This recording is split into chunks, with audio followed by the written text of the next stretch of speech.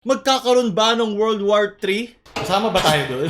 Time Traveler, hinulaan ng World War III? Reddit versus Facebook para sa pinakamagaling mag-meme. Kumusta yung mga kansan? Ako nga pala si Mocha Frappuccino para maganda na legit fake news sa Pilipinas. At ngayon, simulan na natin ang balitang balita. Kamakailan, pinatay ang isa sa mga kataas-taasang kagalang-galang ng mga general ng Iran ni President Trump dahil gusto nilang maiwasan ng gera. So, para siyang defensive action in their terms. Kaya siya pinatay sa Baghdad Airport. Siyempre ayoko na masyado mag-detail sa kanilang mahabang kasaysayan ng alitan sa isa't isa pagdating sa mga teritoryo, pagdating sa mga political dispute at kung ano-ano.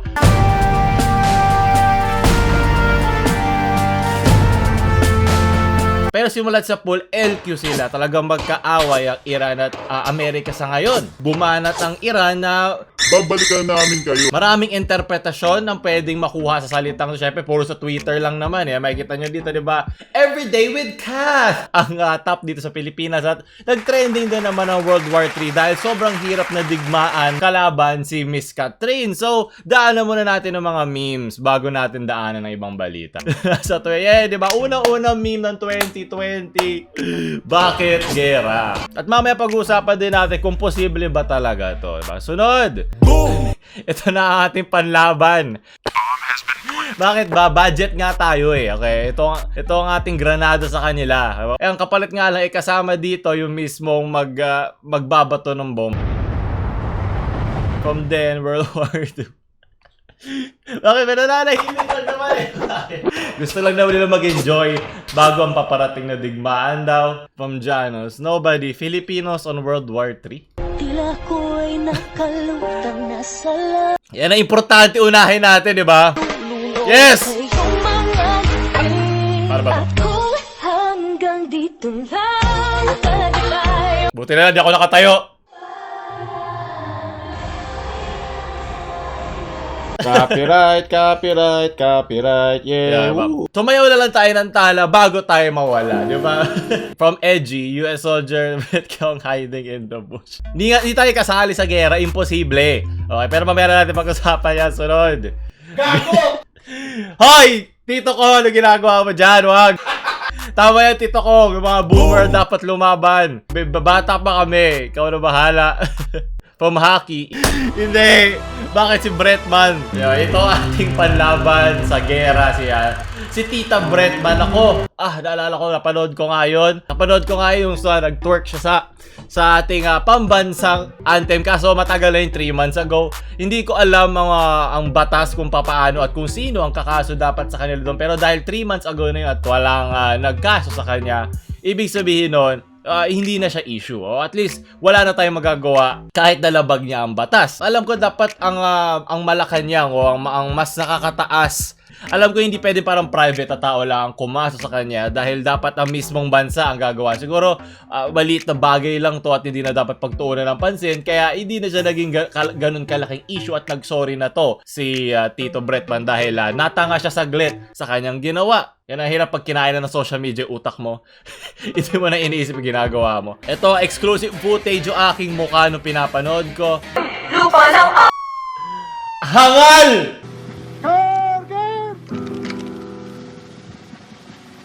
Apunte!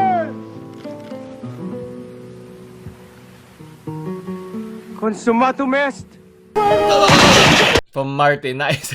Yan na magtatang magtitigil ang digmaan. Kaya mo yan, Colin. Pakyutan lang natin ang presidente o ang supreme leader. Yun ang mas accurate na tawag sa kanila kasi wala naman talagang malaking kapangyarihan yung mga general nila o yung presidente. Yung supreme leader nila ang talagang merong may say sa mga bagay-bagay na yan. So, tingnan natin hanggang saan maabot ang MNL48. From World War III to MNL48. Diba? Mas mataas ang 48 sa 3. From Mang Pandesa version.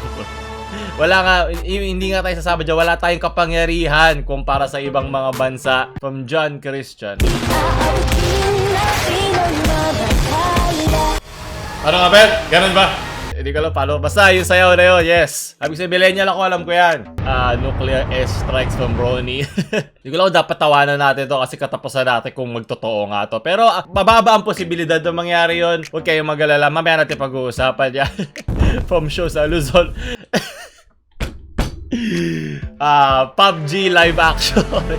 Alam nila yan, sila ang pro pagdating sa ganyan. Ito, ang mga nasa Luzon, mga nakikimeme lang sa ganyan. Sila ang tunay na may experience pagdating dito. Sunod, from Jerem. Yeah, diba? Josh, ano na Josh?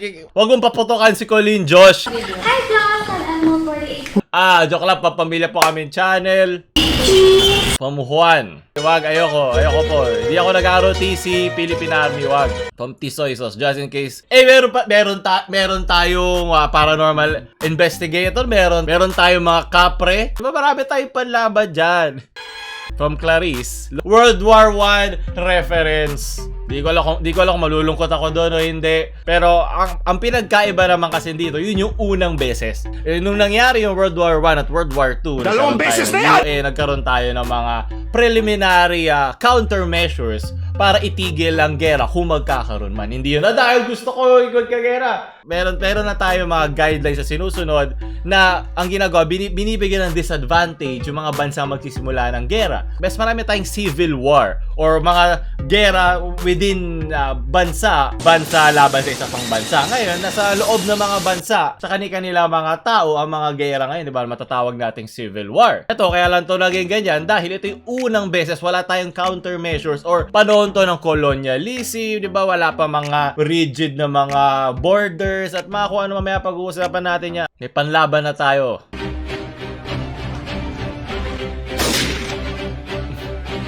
Simpleng pang-contest ka lang naman dati. Oh shit! May mga panlaban natin. Yes. Ito ang sniper ng Pinas, si Jem. Ano ginawa mo sa akin, Jem? From Timothy, gusto ko magpasabog Pearl Harbor flashbacks. Isa yun sa mga superpowers ngayon, kaya inaatake na ako ng World War antihistamine. Sunod, the last thing, well, busy ang China ngayon sa Taiwan, di ba? So, I doubt sasali sila. Sabi ko sa iyo, pinakamalakas natin. At syempre, isa ba to? Rick and Morty reference, panoorin nyo na. Papa Kibs, nasan ka na? Kailangan ka namin. Ano to? From Mang Pandesal? Copyright! Copyright. Ayoko maging political, okay? Baka may mga pro dyan or anti-Marco. Ayoko masali sa labanan. Digmaan nyo sa comments. Sa comments na kayo makipagdigmaan. Salito lang ako para sa memes. Wala akong pake kung anong trip nyo. Okay, neutral ako dito. Parang Switzerland, parang nagkaroon ng gera. Card, where are you going? Magda-drop na ko. Yung tinatawa naman mga memes pero lagpas 18 years old ka na. Wala ka masamang medical history. Lagot, mapupunta ka. Magda-drop ka na. Sunod! Imagine witness only one World War III. Tamang flex lang ni Lolo Juan Ponce Enrile from Den. Maraming salamat. Ba't di ako kasama dyan? Kala nyo kaya di. From Sukot Slayer, ayan.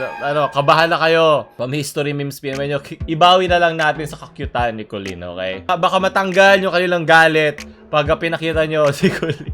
Ginawang alay. Tapos si Colleen sa lahat. Nice. Ito ang mas cute pang mga aso ni Bot. Ito. Ilabas ang mga sandata na hindi si Colleen. Tahol kayo. Tahol. From Michael. Ako, wag. Alam na nila ang mangyayari sa... medyo dark. Ito na, nagiging dark humor na tayo ulit. Yes, nabis ko to. Sunod. Kinakabahan lang ako sa demonetize. Yun ang bala na. Hindi ko patay. Sunod. From Daniel. Saan magkabahan? Kulit. Joke lang pabiyak. Sisipa na ako. Oy! Hindi nga kasi tayo talaga kasama dyan, okay? Wala tayo sa tamang estado ng ating bansa para lumahok sa mga ganyan. Ang ating top 1, C4. Diba, total tinanggal na yung champ, diba, sa Jollibee. Ano ba yung B4 ba yun o C4? Ito, C4, C is for champ. Rest of the world, Australia. From siya, rest of the world. O nga pala, tama kasi nasusunog ng Australia. Alam nyo ba yun? Yung mga bushfires dahil sobrang init. Baliktad kasi, diba? The land down under. Kala naiintindihan ko yung mapang mata ni no Jobins. Sumutulo na yung ko. Mabuti na nga sipa na tumutulo kaysa dugo, diba? Di naman mangyayari ang World War II. Huwag kayong mag-alala. Relax lang kayo. From Alvin, ministers. Seryoso? Hindi sila maano sa draft? Pero sila ang pinakamabilis na pupunta sa langit. Di ba mas okay lang na sila? Kasi pa nabaril sila, diretso sila langit. Pagka ako namatay, diretso ako impyerno. Paano na yan? Lugi! Ay, sunod na balita kaya ito naman. Yung sinasabi niyang nalaman niya. Ito dahil na-post daw siya.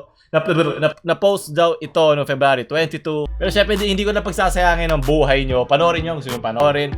Marami siya ditong sinabi at hindi naman lahat tama. Okay, syempre ang ginagawa niya dito, tinadami niya yung tira para kung may isang tumama doon, yun ay sabihan totoo. Diba? Ganun naman ang way para makapag-predict. Diba? Nalala yung 2012, yung katapusan daw ng mundo, parang ganun din yun. At in-expose ko na yung kanyang mga estilo para mauto yung mga tao magpapauto sa ganito. At makikita, ilalagay ko rito, gusto nyo panoorin. Pero ito, sinabi rito yung time travel. So muna tayo sa scientific. So, bago tayo sa practical na part ng mga gera. Scientifically speaking, hindi ka pwede mag-time travel kung wala ka infinite energy o hindi mo kayang lagpasan ng speed of light or at least very close to the speed of light.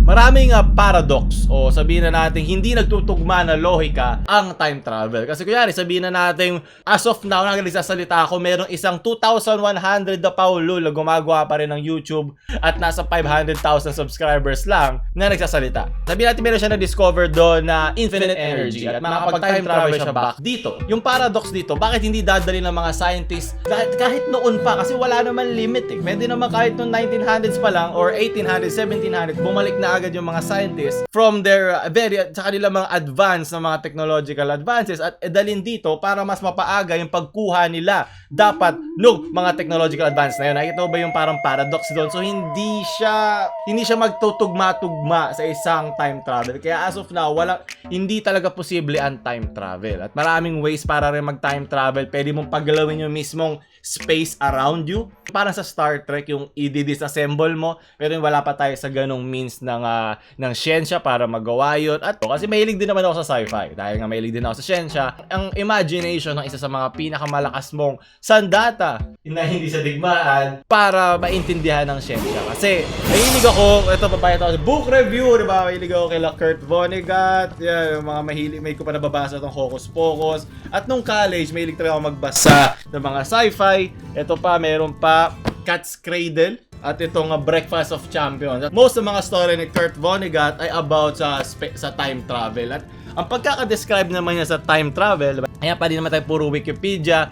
Ito sinabi niya isa sa maganda dito sa mga libro na pagkakakwento ni Kurt Vonnegut. Kinukwento niya to in a time traveling perspective na hanggang nabubuhay, sabihin na natin yung protagonist, habang nabubuhay yung protagonist ng isa, nabubuhay din in a same way. Kumbaga parang immortal ka eh. Kung namatay ka sa time na to, buhay ka pa sa ibang dimension, no? Ibang timeline. Sabi nila mayroon kang timeline A. Sabihin na natin madadapa ka, may timeline, dalawa na yung timeline mo. Isang timeline na nadapa ka, isang timeline na hindi. Kung mga nanonood dyan na Steins Gate na anime, parang ganon, di ba?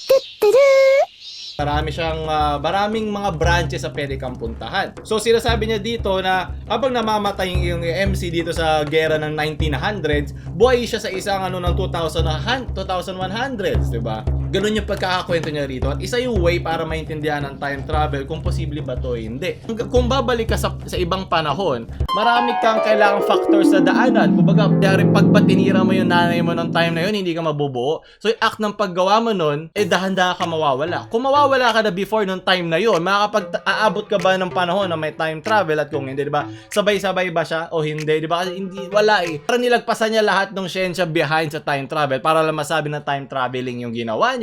Para maniwala ka dyan, wala ka pang grasp ng siyensya kung hindi hanggang conspiracy level lang. Kung meron magta-time travel, hindi niya ilalagay sa YouTube. Okay? Or at dapat big deal na to. Dapat meron ng award yung una magta-time travel na gagawa ngayon. Chapter 7. What is the purpose of life? Diba? Yun ay ang memes. Di mo na kailangan basahin lahat ng mga librong to para malaman yun.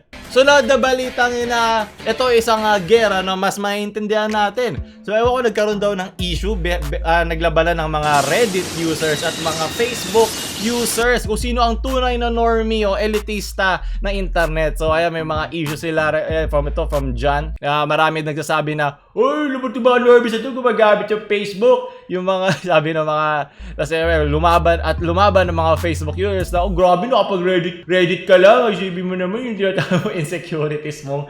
Yun ang ina mo ka. Ito from Mark, Filipino memers using Reddit for the first. Okay, kayo buge, diba tira? Ang dami nagsasabi na kasalanan ko daw to dahil ang ginagamit ko Reddit. Kaya ako gumagamit ng Reddit kasi wala akong Facebook group at ayoko mag-handle ng isang Facebook group kasi dagdag trabaho lang yan sa akin. Pagod na nga ako mag-edit at mag-record at magtikol at dadagdag ako pa mag-ano. Kaya gusto, yung mga groups na nakikita nyo na nakalagay yung pangalan ng ating channel, mga gawain ng mga taong sinusuportahan yung channel. Pero hindi ko kontrolado yun. Okay? Kung meron akong hindi trip o meron silang ginawang hindi ko trip, hindi ko yung kasalanan. Okay? Pero sinasabi ko naman sa mga videos natin na ibaba nyo yung pagka-paululer nyo at itaas yung pagiging cancer. Yung cancer, diba, yung pinag-iisip mo yung ginagawa mo, kupal na nasa lugar. Oh, paululer ako kasi nanonood ako memes, so dapat cool na din ako. Kahit ironically, sukot talaga tayo sa channel na to kasi ayoko mag-effort. Isipin mo na lang, diba? Wala ka ng ibang importansya sa buhay, kaya kailangan mo lagyan ng importansya ang paggawa ng meme. Siya gumagawa ka ng meme, tas big deal sa'yo na ninanakaw to. Malamang internet to, ilagyan mong watermark. Kung big deal to sa'yo para laitin mo yung mga taong kumukuha, no? Yun ang point ng meme, di ba? Para maging aware ang tao, hindi naman yung kung ano yung mas maganda o ano yung sa hindi. Kaya nga, di ba, may mga iba't ibang klase ng meme. Meron deep fried memes, meron void memes. Pero walang sense nga ng memes eh. Pero pare-pareho natin yung ine-enjoy. Ayoko lang ipag mali mo ginagamit. Pero kung unironic talaga na talaga natitrigger ka sa Facebook, kasalanan mo yan. Wag, memer ako, may silbi ako. Sabi na nanay ko, special ako. So, ito pag-usapan na natin, magkakaroon ba talaga ng gera sa World War III? Hindi siya ganun ka-likely dahil nga nagkaroon na tayo ng UN, meron na tayong mga guidelines na sinusunod at countermeasures na binibigyan ng palo o binibigyan ng isang malaking disadvantage yung mga bansa na magsisimula nun. Ngayon, meron na tayong internet, meron na tayong global communication. Nakikita ng lahat ng bansa ang galaw ng kanya-kanyang mga bansa.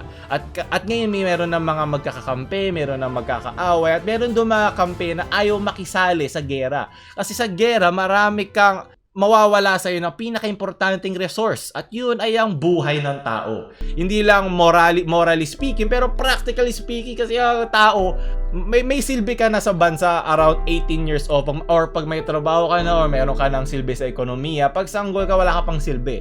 Isipin mo 18 years na yan gumagamit ng resources ng bansa, enerhiya ng bansa, gumagamit ng ekonomiya ng bansa, tapos ipapapatay ka lang sa gera. Isipin mo yun nasasayang na resources ng bansa sa isang bala lang. Isipin mo 18 plus years na yun o 21, depende kung saan bansa ka, yung ganong kalaking timeline ng buhay mo, mamamatay ng isang segundo. Isipin mo yung sinayang ng resources ng bansa. Kaya hindi pinakamataas na prioridad ng isang bansa ang makipaggera. Tapos na tayo sa panahon ng colonialism na gusto muna magkuhanan ng mga lupa. Ngayon meron na tayong mga defined borders. I mean, most of the time hindi na ganun mataas ang posibilidad na magkaroon ng gera. Pero kung magkaroon man, sigurado ako yung mga bansa sa buong mundo, i-contain nila yun. Hindi na yung magkakampi-kampihan tulad noon. Kasi syempre kaya natuloy yung mga World War I at II noon dahil wala pa tayong mga guidelines o wala pa mga batas o mga organisasyon na merong resources or merong utos ng lahat ng bansa. O ito gagawin nyo pag nagkaroon ng mga alita sa mga bansa, kayo magtitigil